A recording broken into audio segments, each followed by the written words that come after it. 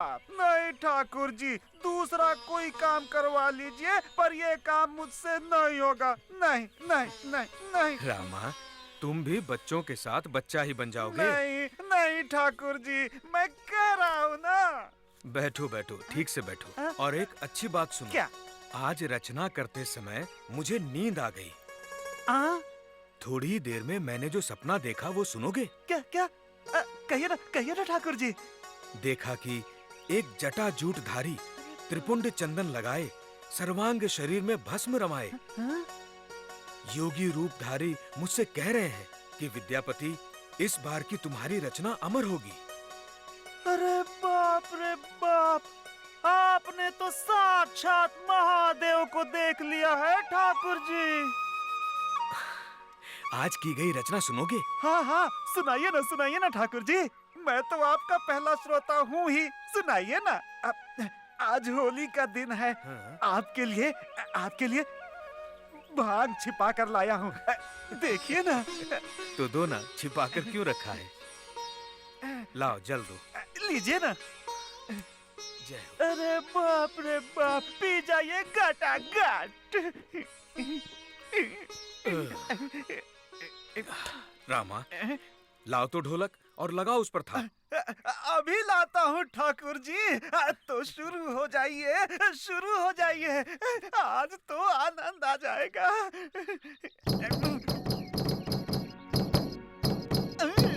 अनहद रूप कहलो नहीं जाई, जोगिया एक हम देख लोगे माई।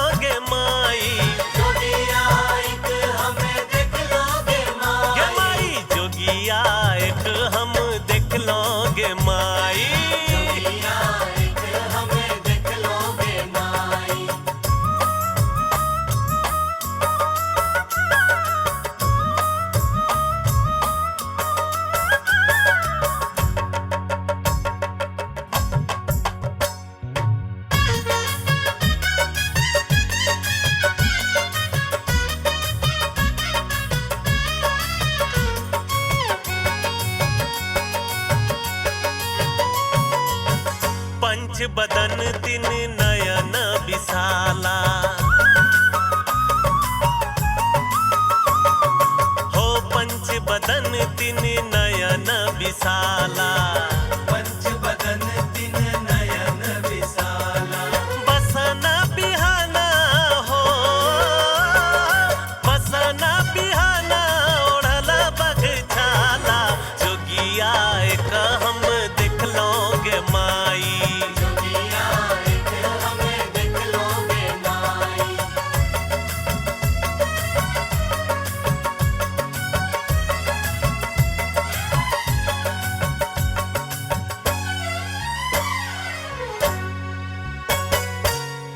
सिर बहे गंगा तिलक सोहे चंदा,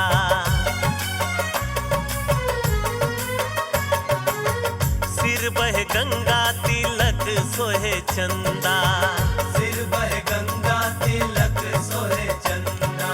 देखी स्वरूप हो, देखी स्वरूप में टल दुख बंदा, जोगिया एक हम देख लोगे माई, हमें देख लोगे माई।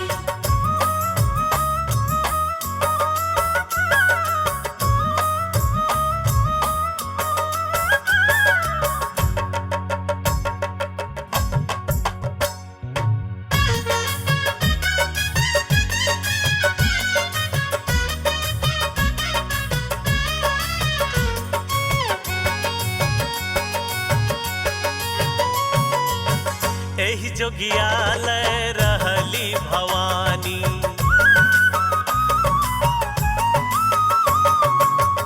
एही जोगियालय रहली भवानी, मन आनल बर हो, मन आनल बर कौन गुण जानी, जोगिया एक हम देख लोगे माई, हमें देख लोगे माई।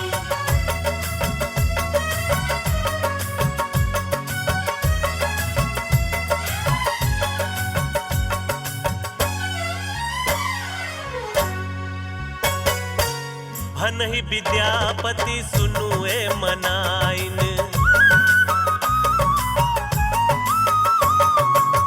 भनहि विद्यापति सुनुए मनाइन, भनहि विद्यापति सुनुए मनाई। एहो जोगियाधिका हो,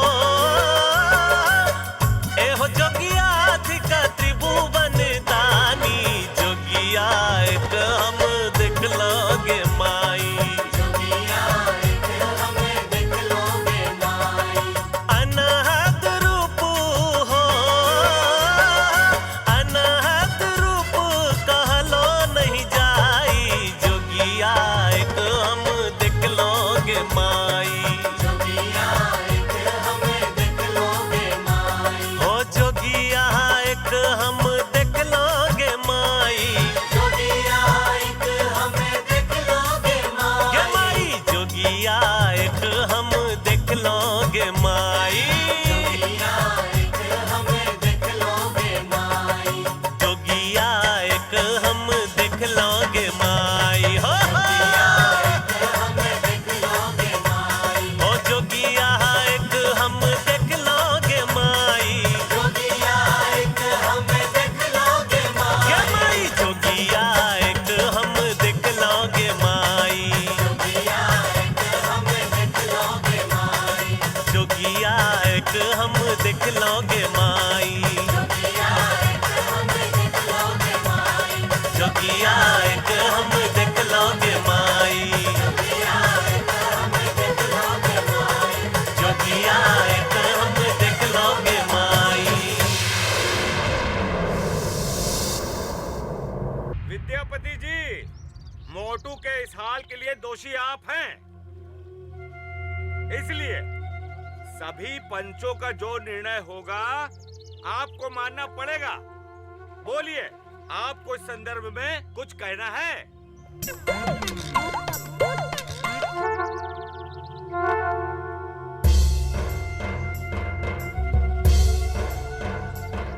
इसमें मेरा दोष यही है ना कि मैंने कविता की रचना की जिस पर सभी ग्रामवासी मगनों नाचने गाने और आनंद उठाने लगे, और उसी आनंद बेला के समय कुएं में मोटू गिर पड़ा। भला इसमें मेरा दोष या अपराध क्या? अजी पंचगण, विद्यापति जी का कहना है कि अपराधी वो नहीं, अपराधी हम सब गांव वाले हैं। हाँ? अरे विद्यापति जी, अगर अपराधी आप नहीं तो ये पंचायत किस पर बैठी है? और सुन लीजिए, जो पंच परमेश्वर आज्ञा देते हैं उसका पालन करना ही पड़ेगा। सुंदर, अति सुंदर। बहुत ही सही बात की है शास्त्री जी ने। हम एक बात पर प्रकाश डालना चाहेंगे, उसके बाद पंचगण अपना निर्णय सुनाए तो युक्ति संगत होगा। बोलिए, अवश्य बोलिए। इसमें सबको अपना अपना सुझाव देने का पूरा अधिकार है। हमारा कहना है कि यदि इस विषय पर निर्णय लिया जाए कि यदि मोटू मर जाता है तो उसके परिवार का गुजर बसर कैसे होगा और उसका भार कौन उठाएगा? विद्यापति और कौन? मेरा पंचों से अनुरोध है कि आप लोग दूध का दूध और पानी का पानी कर दें।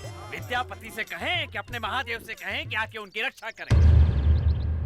विद्यापति, मोटू के इलाज में जो खर्च होगा वो आपको अपने से ही देना पड़ेगा। और अगर मोटू मर गया तो उसके पूरे परिवार का खर्च भी आपको ही देना होगा। यही हम पंचों का निर्णय है।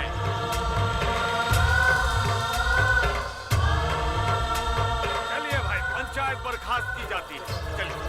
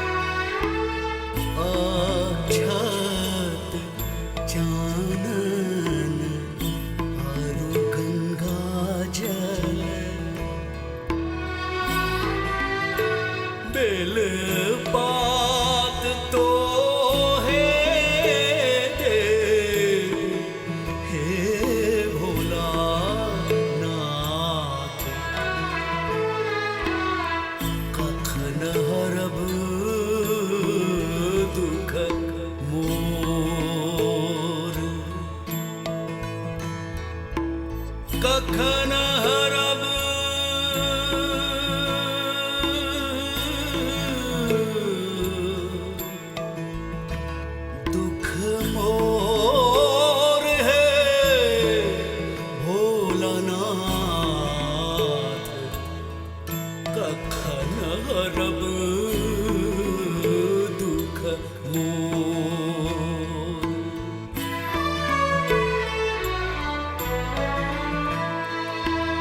एहि भव सागर थाह कतहु नाहि, भैरव धरु करु पार, हे भोलानाथ कखन हरब दुख मोर। कखन हरब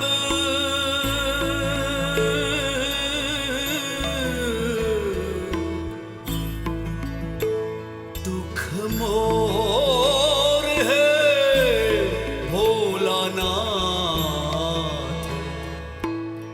कखन हरब दुख मोर। भनई विद्यापति मोर भोलानाथ गति, देहु अभय बर मोहि, हे भोलानाथ कखन हरब दुख मोर। कखन हरब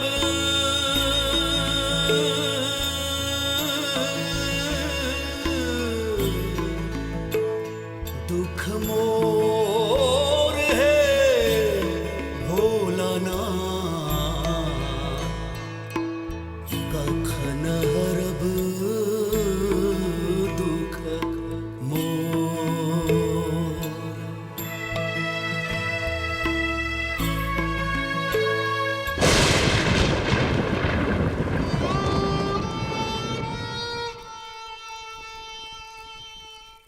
विद्यापति जी, मोटू को अब महादेव ही बचा सकते हैं। अब उसके जीने की कोई आस नहीं बची है। कल तो महाकुश्ती है, बिस्फी की तो नाक ही कट जाएगी।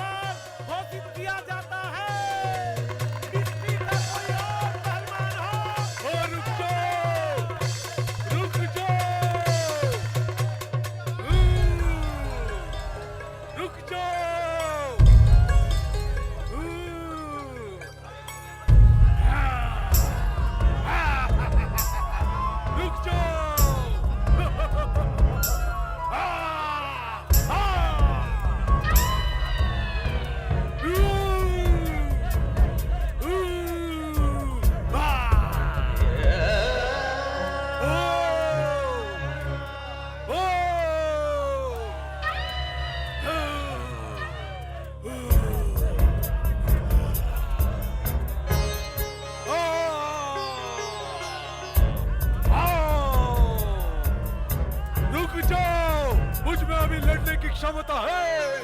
मैं लड़ूंगा और बिस्फी का नाम ऊंचा करूंगा। प्रणाम महाराज।